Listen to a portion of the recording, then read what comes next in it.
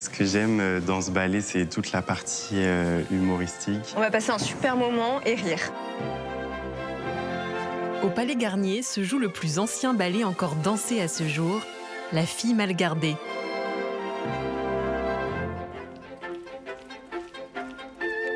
En général, dans les ballets, on fait des ballets dramatiques, on fait des ballets romantiques, dans les grands ballets classiques. Et là, c'est vraiment, je dirais pas une parodie d'un ballet, mais les personnages sont caricaturaux. Et donc, les choses sont racontées d'une façon très nature. Pour ce rôle, on m'a beaucoup dit que Colas, ça devait être un jeune homme très normal. Et c'est vrai que j'ai plus l'habitude d'interpréter des rôles de prince. Alors ce qui me plaît, c'est évidemment la dimension humoristique, sans prétention, c'est-à-dire que vraiment c'est très grand public. Cette œuvre, entrée en 2007 au répertoire de l'Opéra de Paris, raconte l'histoire d'amour entre Lise, fille unique de Simone, une veuve propriétaire d'une ferme prospère, et Colas, un jeune berger désargenté.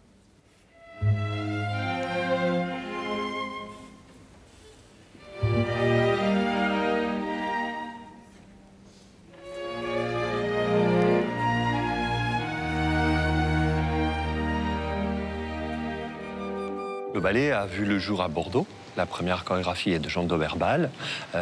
C'est un ballet pantomime. C'est un peu comme une sorte de comédie musicale où les gens ne chantent pas, mais c'est cette même ambiance. L'idée, c'était de faire quelque chose de léger, d'amuser les gens à l'époque. Et c'est un ballet qui a, comment dire, par la suite inspiré plusieurs chorégraphes. C'est vrai que la version de Frédéric Ashton a été très retravaillée chorégraphiquement. Il a gardé très peu de choses de l'original.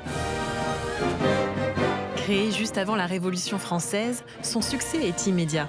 Des animaux, de la paille, le décor place les personnages dans un univers enfantin où chaque tableau est minutieusement chorégraphié.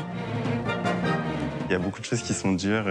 Toutes les variations de Colas, il y a beaucoup de sauts qui sont parfois rapides et parfois pas du tout. On oscille entre des dynamiques de sauts qui sont très différentes. Je dirais que la plus grosse difficulté, c'est probablement de jongler avec énormément d'accessoires et les fameux rubans, où vraiment on danse avec Colas, mais aussi avec ce long ruban qui fait 6,80 m.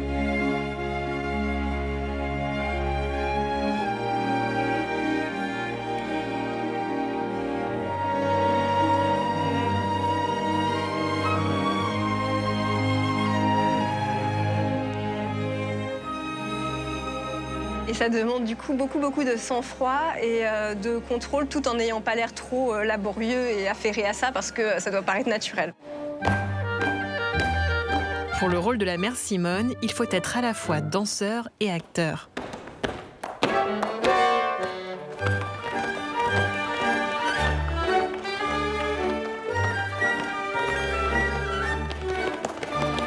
Ça, c'est un personnage, moi, en tant que danseur, j'aurais adoré le faire.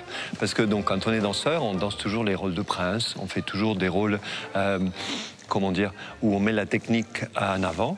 Là, c'est vraiment un rôle d'interprétation. Il y a la fameuse danse de sabot, c'est un peu comme des claquettes à Broadway. En fait, c'est le rôle clé pour moi de l'histoire, puisque finalement, il y a le couple d'amoureux, donc Lise et Colas, mais c'est l'axe principal.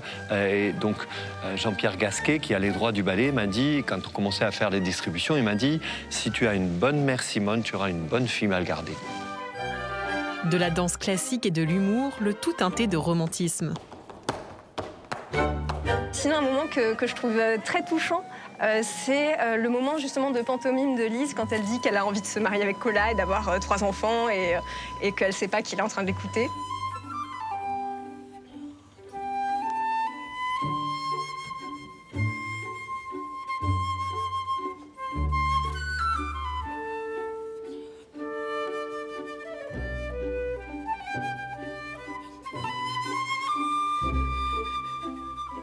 Je pense qu'on peut tous un peu se reconnaître là-dedans, ou quand on est tout seul chez soi, on se projette avec quelqu'un et tout ça.